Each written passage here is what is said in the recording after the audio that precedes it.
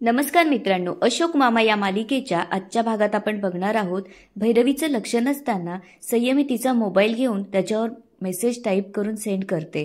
तितक्यात संयमीला रेयांशचा फोन येतो. त्यामुळे ती बाजूच्या खोलीत जाऊन त्याच्याशी बोलू लागते. आता रेयांश तिला विचारत असतो, तुझ्या आजूबाजूला कोणी आहे का? मला तुझ्याशी जरा बोलायचंय. तेव्हा ती म्हणते, नाहीये, बोल. तेव्हा तो विचारू लागतो की माऊने ऑर्डर का कॅन्सल केली? तेव्हा संयमी सांगू लागते की तिला इंटरव्ह्यूसाठी कॉल आला त्यामुळे. तेव्हा रेयांश म्हणतो, अरे यार, आता आपण काय करायचं?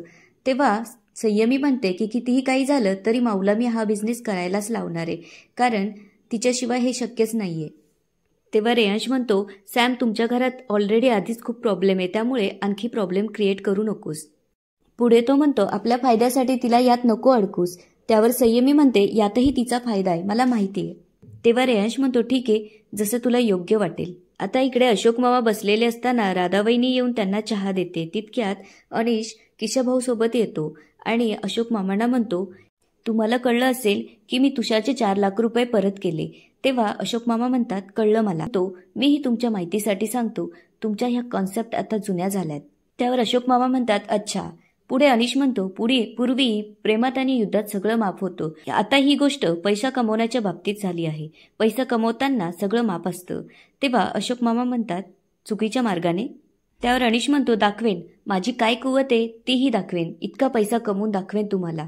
तेव्हा अशोक मामा म्हणतात, तो कसा कमवणार आहेस? पुढे ते विचारू लागतात की तुझ्या नोकरीमध्ये इतका पैसा नाही, मग तू इतका पैसा कसा कमवणार आहेस? तेव्हा अनिश म्हणतो, दाखवेन तुम्हाला. तेव्हा अशोक मामा म्हणतात, चुकूनही नोकरी सोडण्याचा विचार करू नकोस.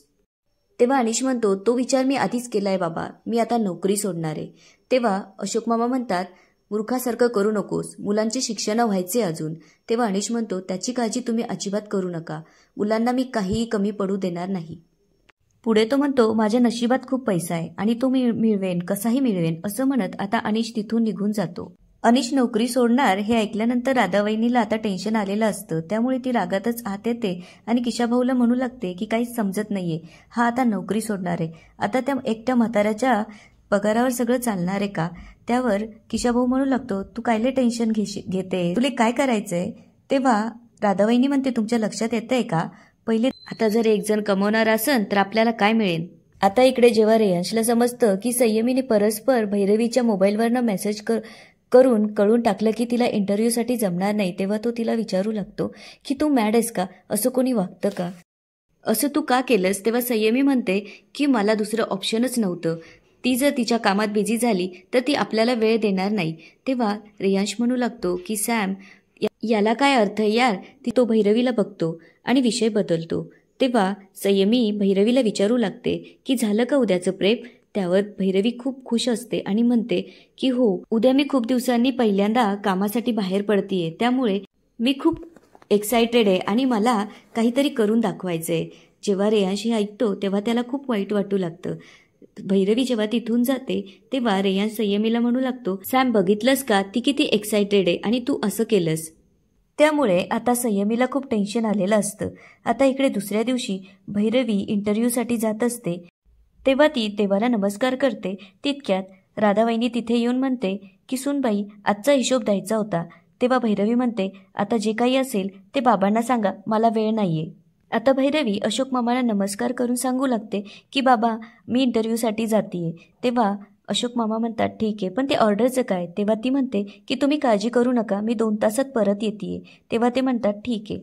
तितक्यात अशोक मामांचं लक्ष राधावहिनी आणि किशाभाऊकडे जातं. तेव्हा ते विचारू लागतात, तुमचं काय, इथे काही सिनेमा चालू आहे का? जा आणि कामाला लागा. फडकं घेऊन गाडी पुसा, झाडू घेऊन झाडू मारा. इथे उभे राहिले ठोंब्यासारखे. तितक्यात भैरवी त्यांना विचारू लागते, जेवणाचं काय? अनिशचा डबा तयार झाला का? किती वाजले आता? तितक्यात अनिश येतो आणि म्हणतो, मला डबा नकोय आज. तेव्हा भैरवी त्याला विचारू लागते, का, तू आज बाहेर जेवणार आहेस का? तेव्हा अनिश तिला म्हणतो की मी ऑफिसला जाणार नाहीये. तेव्हा भैरवी म्हणते, काय चाललंय तुझं अनिश? गेले 3 दिवस झाले तू ऑफिसला जात नाहीयेस. ती पुढे म्हणू लागते की अशाने तुझं रेप्युटेशन खराब होईल आणि तुला इन्सेंटिव्ह मिळणार नाही. त्यावर अनिश रागावून म्हणतो की आय डोंट केअर, मी नोकरी सोडली. हे ऐकल्यानंतर आता सगळ्यांनाच धक्का बसलेला असतो. तेव्हा भैरवी त्याला विचारते की कधी? तेव्हा अनिश तिला म्हणतो, आजच. त्यावर भैरवी त्याला विचारू लागते की तुला हे मला सांगावंसं वाटलं नाही? त्यावर अनिश तिला म्हणतो, का मी आता माझे स्वतःचे डिसिजन पण घेऊ शकत नाही का? त्यावर भैरवी म्हणते, हो घेऊ शकतोस ना, पण तुला कळतं का हा मोठा डिसिजन आहे, तुला मला सांगावंसं वाटलं नाही का? तेव्हा अनिश म्हणतो, त्याची तू काळजी करू नकोस. त्यावर भैरवी त्याला म्हणते, म्हणजे आता सगळे पैसे बाबा एकटे कमवणार का? तेव्हा अनिश म्हणतो की तसं म्हटलंच नाहीये मी, हा 9 to 5 जॉब मला करायचाच नाहीये, मी आता बिझनेस करणार आणि इतका पैसा कमवून दाखवणार की तुम्ही बघत राहणार. तेव्हा भैरवी त्याला विचारू लागते, कसा? तेव्हा अनिश म्हणतो की मला माहिती आहे माझे वेस, तुम्ही अक्कल शिकवू नका, मी करीन स्वतःचं काहीतरी. त्यावर पण आता तरी सेन्सिबल वागशील अशी अपेक्षा होती. हे बघ अनिश, तुला हात जोडते, प्लीज ही नोकरी सोडू नकोस. तेव्हा अनिश तिला म्हणतो, प्लीज तू या बाबतीत मला काही अक्कल शिकवू नकोस. तेव्हा भैरवी त्याला म्हणते, अनिश तुला काय झालंय? अरे तू एवढा स्टेबल होतास म्हणून मी तुझ्याशी लग्न केलं आणि तू काय केलंस? फ्रॉड केला. त्यावर अनिश तिला म्हणतो, फ्रॉड? तू या बाबतीत तरी काही बोलू नकोस, कारण या घरात येण्यासाठी तूही फ्रॉड केलायस, तरीही सगळ्यांनी तुला माफ केलं, कारण तू लाखो रुपये कमवून घरात आणायचीस. आता मला टोचून बोलताय? आता तुम्ही बघाच, वाटेल त्या मार्गाने मी पैसा कमवून आणणार. तेव्हा अशोक मामा रागातच उठतात आणि म्हणू लागतात, पास झालं. भैरवीला तू आता एक शब्दही बोलणार नाहीयेस. आणि अनिशलाही धक्का बसलेला असतो. तेव्हा अशोक मामा म्हणत असतात, हे बघ, नोकरी सोडण्याचा मूर्खपणा तू करू नकोस.